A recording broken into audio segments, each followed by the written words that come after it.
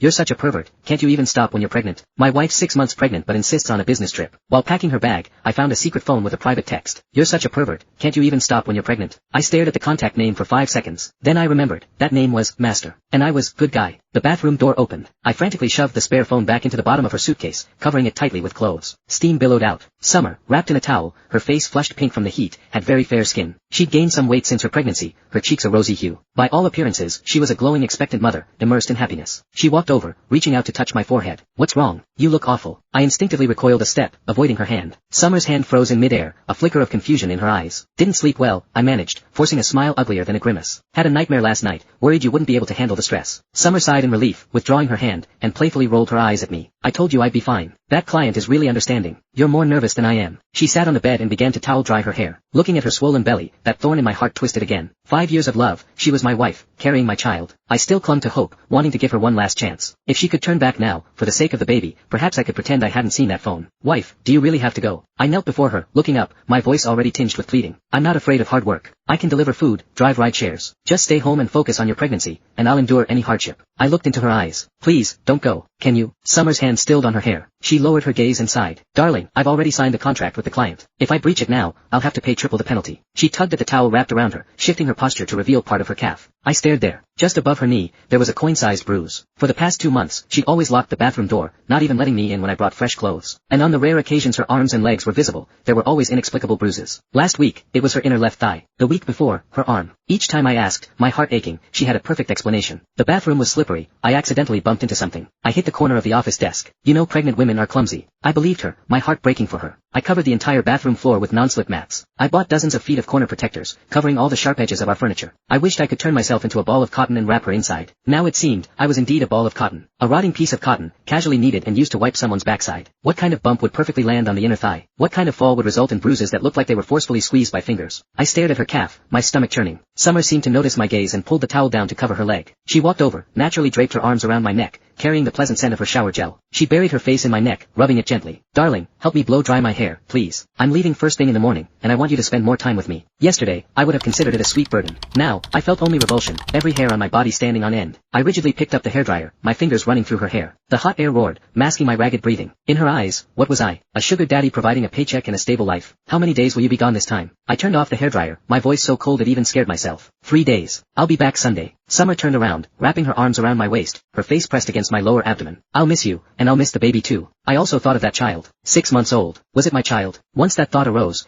Click the link in my bio to get the full story for free.